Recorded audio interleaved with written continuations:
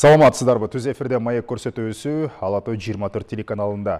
Бишкек 2026 ыңгайлуу жана жашыл борбор программасын Бишкек шаарынын мэриясы иштеп чыкты. Белгилей кетели, аны ишке ашыруу үчүн 25-30 миллиардтай сом акча керектелет. Программа 6 багыт боюнча ишке ашырылат. Планга ылайык Бишкек жарандардын жашоосу жана иштөөсү үчүн жашыл жана жагымдуу чөйрөсү бар заманбап шаар, билим жана маданият борбору капиталды жана туристтерди тартуучу өлкөдөгү экономикалык өсүштүн кыймылдаткычы болушу керек. Бул багыттагы ишке аша турган пландар тууралуу биз кененирээк Бишкек шаарынын мэриясынын жергиликтүү өз алдынча башкарууну өнүктүрүү бөлүмүнүн башчысы Курманбек Молдокулов менен маек жүргүзөбүз. Саламатсызбы, студияга кош келиңиз. Курманбек мырза, дегенде программанын негизги багыттарына токтоло кетсеңиз. Саламатсыздарбы, дагы бир жолу биздин программа 6 бөлүктөн турат. Бул биринчи социалдык кызмат көрсөтүүнүн жергиликтүү жана сапатын камсыз кылуу, жагымдуу шаардык чөйрө жана көрүнүктүү архитектуралык көркөм көрүнүш, заманбап шаардык инфраструктура куруу, жогорку сапаттагы жана ишенимдүү инфратуризм түзүш боюнча экономикалык өсүш жана жергиликтүү бюджетти бекемдөө, анан натыйжалык шаардык башкаруу. Курманбек мырза, ар бирине биз буюрса программа жүрүшүндө кененирээк токтололу. А дегенде баягы документте дагы этабы менен ишке аша турчу пландардын мерчими бар. Ал жөнүндө да сөз кылабыз, бирок а дегенде башкысы бул пландардын баарынын ишке ашышы үчүн жана Бишкек 2026 ыңгайлуу жана жашыл борбор шаар деген программа толук аткарылышы үчүн бюджет жетиштүү деңгээлде болушу керек. Негизи эле өлкөнүн бюджет, борбор шаардын бюджетинин өнүгүшү кандай болуп атат экономикалык? Эми бүгүнкү күндө Бишкек шаары ушу Кыргызстан боюнча ушул ички дүн продукциянын 40%-ин түзөт. Бирок ошого байланыштуу ушул налогторду бөлүштүргөндө ушу Бишкек шаарына ушул 10 миллиард сомдон ашык акча калат да. Бул деген жетишсиз деп эсептейбиз. Анан биз өзүбүздүн ички ресурстарды карап чыгып, ушу биздин мүлк бар, Бишкекте жер мүлкү бар, беркиндей мүлктөрүбүз бар. Ошол жакты санариптештирип, ошол жактын базасын түзүп, бүгүнкү күндө канча мүлкүбүз бар экен, канча жерибиз бар экен, ошолор бизге бүгүнкү күнгө чейин канча каражат алып келет. Бүгүнкү күндө чейин алар 1 миллиард сомго жетпеген каражат алып келет. Биз аны санариптештирип, ачык аукционго чыгаралык деп кылып атабыз. Иш-чараларды ушул эмки жылдан баштап буюрса ошол иш башталат. Биз ушул 1 миллиард сомдон 5 миллиард сомго чейин көтөргөнгө мүмкүнчүлүк бар деп атабыз. Андан тышкары жана көмүскө экономикада биздин каражаттарыбыз бар. Ошол жак менен ушул салык инспекциясы менен тыгыз иш жүрүп атат бүгүнкү күндө. Ачыгын айтсам, мына 11 айдын жыйынтыгы боюнча алар 1 жылдык планын ошол жана ал иш-чаралардын негизинде кээ бир биздин салык кызматтары райондогу планга ашты. Анан жана сиз айттыңыз, 25 миллиардтан 30 миллиард сомго чейин бул биздин программабыздын алкагында ушунча бюджетибиз. Бул 11 миллиард бул Бишкек шаарынын өзүнүн бюджетине каралат. Жана биз кайсыл тармактарда өсүш болсо, бюджет ошонун баарын ушул өнүгүүгө жумшайбыз. Андан тышкары 2 миллиард биздин өзүбүздүн службалар бар, мэриянын астында. Ошолордун бюджетинде камтыйт. Андан тышкары ушул бир 15-14 миллиард сомдон көбүрөөк акча бул биз инвестиция ГЧП боюнча тартып келет деп атабыз. Мамлекеттик жеке өнөктөштүк боюнча. Анан өткөн жумада биз биринчи жолу чоң бир коомдук угуу өткөздүк. Ал жакка эл аралык уюмдар катышты, көз карандысыз эксперттер катышты. Ошонун жыйынтыгы менен кээ бир ошо эл аралык каржы институттар биз менен иштешкенге даярдыгын билгизишти. Алар ушул биздин программабыздын багыттарында өздөрүнүн ордун таап алышты да. Биз могу жагы боюнча биз силерге жардам беребиз. Көбүнчө ушу жашылдандыруу, инфраструктураны оңдоо боюнча ошол жака жашыл экономикага көңүл бура турган маселелер бар. Ошол жакта алар өзүнүн эмесин көрүштү да, жардамын кайсыл жактан бере алат. Шаар бюджетин дегеле 16 миллиардка чейин көбөйтүү пландалып жатыптыр. Демек сиз жогоруда атаган ошол мүлүктөрдү санариптештирип, азыркы күндө 1 миллиардка жетпеген сумма түшөт деп атасыз. 5 миллиардка чейин алып баруу планында бар экен. Ошонун негизинде жана башка бир катар жагдайларды эске алуу менен Борбор калаанын бюджети көбөйөт деп жатат турбайсыздарбы? Ооба, туура, ошондой иш-чаралар жүрүп атат бүгүнкү күндө. Андан тышкары биз ушул өзүбүздүн чыгымдарыбызды оптимизация кылып атабыз. Азыр биздин ушул Бишкек шаарында структура толугу менен каралып чыгып атат. Ошол жакта биз дагы экономия болот деп эсептейбиз. Ошо кайсыл жактан биз каражат тапсак, ошонун баарын биз өнүгүүгө. Курманбек мырза, оптималдаштыруу дегенди ар ким ар кандай түшүнөт да. Оптималдаштыруу бул демек мындай бир сапат жагына көңүл буруу, же болбосо айрым жагдайда кызматкерлердин санын кыскартууга дагы түрткү берип коюш мүмкүн да. Кандай жол менен оптималдаштыруу жүрөт? Биринчи бул каражатты биз үнөмдөшүбүз керек. Ушу Бишкек шаарынын башкаруусунда каражаттардын үнөмдөө өзүнчө бир туура саясат жүргүзүш керек. Мурун буга чейин болуп келген эми ачык эле айтсак болот. 3-4 служба бир эле функция менен иш алып барчу да.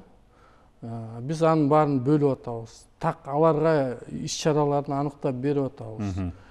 Зеленхоз жол салчы, Бишкек свет болсо парк салчы дегенде ушундай бир терс көрүнүштөр бар болчу. Ошонун баарын биз азыр иретке келтирип атабыз. Андан тышкары азыр бизге ошол президенттин жарлыгына ылайык 30% кыскаруу деген маселе турат. Биздин Бишкекте муниципалитетте ал жагында биз азыр оптималдаштырып караштырып атабыз. Эми Бишкек 2026 ыңгайлуу жана жашыл борбор шаар деп аталган программанын алкагында сүйлөшө турган болсок, сиз сөз башында негизги 6 багытты атадыңыз. Анын эң биринчиси дагы бул социалдык кызмат көрсөтүүлөрдү жеткиликтүүлүгүн жана сапатын жакшыртуу деп аталып турат. Анткени бул өтө орчундуу маселе. Бишкектеги бала бакча, мектептердин жетишсиздиги, билесиз, Бишкекте ички миграция өнүккөн, Бишкекте калктын саны дагы жылдан жылга көбөйүп жатат, өсүп жатат. Ага байланыштуу ошол эле үй бүлөлүк медициналык борборлор, мен жогоруда атаган билим берүү мекемелери жетиштүү деңгээлде санда болушу керек. Кантип бул көйгөйлөрдү чечесиздер? Бул биринчи пунктка байланыштуу. Бул программа, азыркы программа бул биздин концепция. Ушу Бишкек шаары кайсыл жол менен өнүгөт берде ушул. Андан тышкары бул программа шаардык кеңеш кабыл алгандан кийин биякта капиталдык иш-чаралар иштелип чыгат. Ал иш-чаралардын ичинде жана сиз айткан маселелер камтылат. Ал жакта ушул мектеп куруу, бала бакча куруу, фаптарды куруу, ошол маселелер каралган. Мына бул жуманын башында биздин өкмөт башчыбыз дагы айтты, ушу Бишкекке 10 мектептен 20 мектепке чейин курууга биз республикалык бюджеттен каржы бөлүп беребиз деп. Бүгүнкү күндө ошол иш-чараларды дагы баштап атабыз. Жер маселесин карап, кайсыл жерге жетишпейт. Андан тышкары могул биздин жаңы конуштагы ошол жакта эң көп социалдык көйгөйлөр ошол жакта. Ошол жакка дагы ушул маселелерди чечкенге чоң көңүл бурулуп атат. Андан тышкары мына биз мектептерди жөн эле салып койбой, биз аларды заманбап, англисче айтканда смарт, акылдуу мектептерди курганга, ошол жака көңүл буруп атабыз, ошондой максаттарды коюп атабыз. Дагы бир маанилүү багыт бул заманбап шаардын баягы инфраструктурасы. Бул жерде биз дегенде эле шаардын архитектуралык көрүнүшүнүн баягы жакшырышы, ошондой эле шаардыктарга, борбор калаанын меймандарына бир жагымдуу шарттардын түзүлүшүн эске алышыбыз керек да. Көпчүлүк эле адистер Бишкек мындай туурасынан эмес, тигинен өссө, бийик көп кабаттуу имараттар курулса деген тилегин айтып жатышат. Ушул программанын алкагында толук ишке ашыруу мүмкүнбү? Бул программа Анткени Бишкек 2026 деп аталып атат. 2022 жылды кошкондо 5 жыл толук убакыт болуп атат да. 4 жыл менен 5 жылдын ортосу. эми иш-чараны азыр эле баштап атабыз. Бул программаны кабыл алганден мурун эле анча кээ бир иш-чаралар башталган. Ачыгын айтканда, сиз туура айтып атасыз. Азыр биздин шаарыбыз кээ бирлер айтат, ачык эле бул бир чоң айылга айланып баратат депчи. Анан биз ушул азыр заман өзүбүздүн шаардын дизайн код иштелип чыгып атат. Заманбап ал жакта ушул түсү, крышанын түсү кандай болуш керек, дубалдар кандай болуш керек, жолдорубуз кандай болуш керек, тротуарлар кандай болуш керек. Мындайча айтканда бир жакшы бир архитектурный ансамблга алып келе турган. Жакында аны ушу шаардык кеңешке киргизебиз. Жумушчу топ бул боюнча иштеп атат. Өзгөчө кичи райондордо билесиз, эски сериядагы үйлөр абдан көп. Алардын дагы Алар боюнча азыр эмди жылдан баштап биз реновация деп коет. Ушу жаңыртуу маселесин коюп атабыз. Өкмөт менен дагы сүйлөшүп атабыз. Алар бизди каржы булактары менен колдоп берсе, өзүбүз дагы анан ушул бизнес менен дагы иштешелик деп, ал боюнча ушул жакын арада жумушчу топ түзүлөт. Ал жака ушул мэриянын кызматкерлери, Бишкек шаарынын депутаттары дагы киребиз деди. Ушул боюнча дагы чоң жумуш башталат. Курманбек мырза, сиз Борбордун баягы жагымдуу архитектуралык, ошол эле учурда бир көркөм көрүнүшүн кандай элестетесиз? Өзүңүз кандай болсо Бишкек баягы толук шаардыктардын купулуна толо турган шаарга айланат эле? Эми бул программа, бул бейне образ деп коюп, сиз айтып Образы түрдө. Бул образын биз бүгүнкү күндө түздүк. Бул образды мен жалгыз түзгөн жокмун. Буга жумушчу топ иштеди, буга ушул көз карандысы эксперттер катышты. Анан берде эң негизги жазылганы бул ушул ыңгайлуу шаар болуш керек. Таза шаар болуш керек, жашылдандырылган шаар болуш керек. Бул биз ушул программаны жазаарда ушул кадимки шаардык жаранга эмне керек? Ошону жарандын тегерегинде ушул программа жазылган. Ыңгайлуулугун, эртең менен жумушка баратканда жакшы тротуар менен барып, кечинде келатканда жарыктандыруу болуш керек.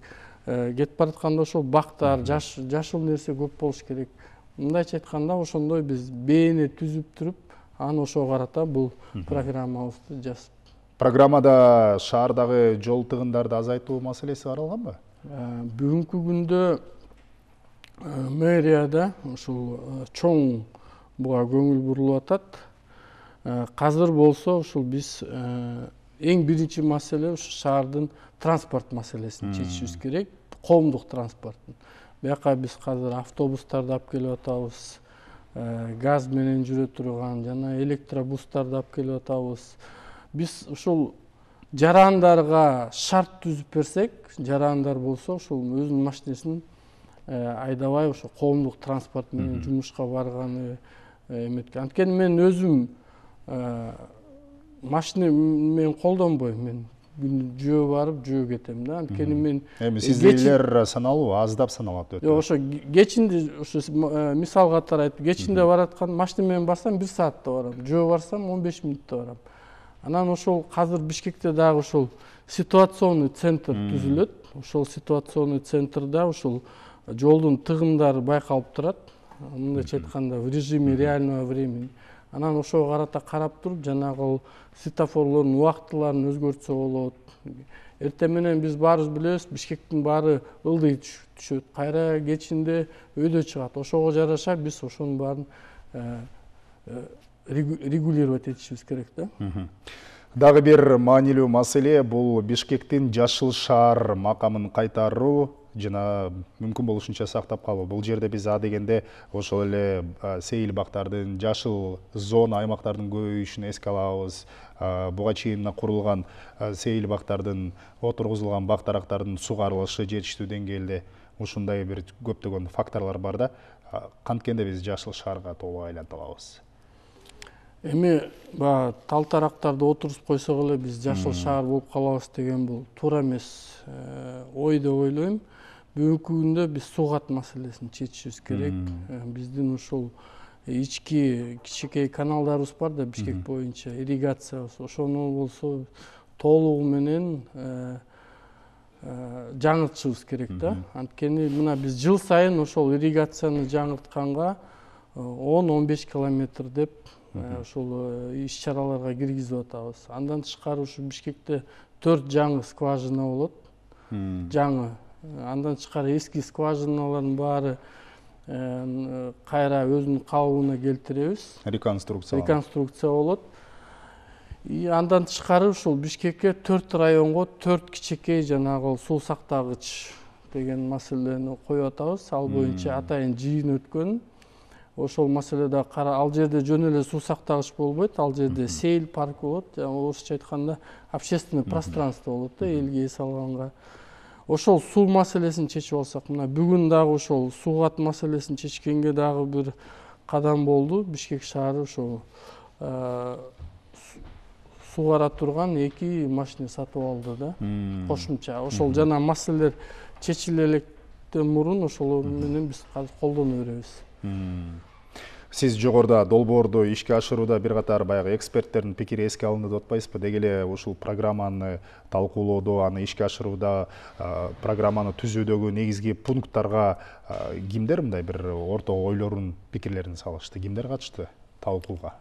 Буга ошол биздин шаар башчыбыздын токтому менен жумушчу топ түзүлгөн. Жумушчу топко ошол мэриядан кызматкерлери кирген. Андан тышкары биз ушул эксперттерди, көз карандысы эксперттерди чакырганбыз. Депутаттарды чакырганбыз, активдүү жарандарды чакырганбыз. Анан ошолордун негизинде биз ушул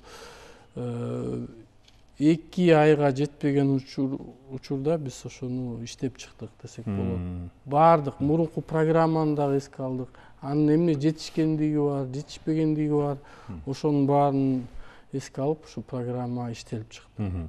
Алар ошол эле шаардын баягы бир катар кызматтагылар көйгөйлөрүн аныкташты, аларды чечүүнүн өздөрүнүн баягы сунуштарын, варианттарын беришти. Бирок көбүнчө мындай бир декларативдүү мүнөзгө ээ болуп атат да. Бул биздин программабыз, бул багыт. Жөн эле багытты көрсөтөт. Бүгүнкү күндө бу жерде эмне маселелер бар, көйгөйлөр бар, анан ошол маселелерди кандай чечебиз. Бул программа кабыл алгандан кийин биз, мен жана айтып кеттим эле, атайын иш-чаралар иштеп чыгат. Ошол жакта ким жооптуу болот, канча акча каралат, фамилиялары жазыла турган болсо, ошол жооптуу кишилердин фамилияларына чейин элеген кызматтардын баары жазылат. Акта убактысы дагы жазылат. Ал жерде 2022 жылы эмне иштер кылат, 23, 24, 25, 26. Анан атайын ошол бул программа жөн эле калып калбаш үчүн ошол баалар коюлат да. Мындайча айтканда индикативный баалар коюлат. Ошонун эсебинен биз жана биздин жетекчилерди баалайбыз. Жөн эле алардын жумушка келип кеткенин эмес, уже эмне иш кылганын, эмне иштерди ишке ашырганын, ошонун негизинде биз жетекчилерди баалап, анан аларга ошого карата тиешелүү чаралар көрүлөт. Шаар тургундары, деги эле калалыктар өтө чоң үмүт артып турат. Ушул бардык пункттар, багыттар ишке ашып кетсе дегенде, анткени чындап эле азыркы кезде Бишкек бул биздин Кыргызстандын баягы борбору. Мына ушул борбордо ыңгайлуу жана жашыл шаар деген бир макам кайрадан кайтып келсе, ар бирибиз үчүн чоң ийгилик, кубаныч болот. Өзүңүз атагандай, бул жөн гана программа баягы кагазда калып калбастан ишке ашышы дагы өтө орчундуу маселе. Сизге рахмат, Курманбек мырза, студияга келип маек куруп бергениңизге, ишиңизге ийгилик каалайбыз. Жана бул долбоордун деги эле программанын ишке ашырылышына биз дагы көз салып турабыз, көрөрмандарга тынымсыз маалымат берип турабыз. Бишкек шаарынын мэриясынын жергиликтүү өз алдынча башкарууну өнүктүрүү бөлүмүнүн башчысы Курманбек Молдокулов Бишкек 2026 ыңгайлуу жана жашыл борбор программасы кантип ишке ашат, кененирээк маалымат берди. Программаны Расул Багышбаев жүргүздүм. Саламатта калыңыз.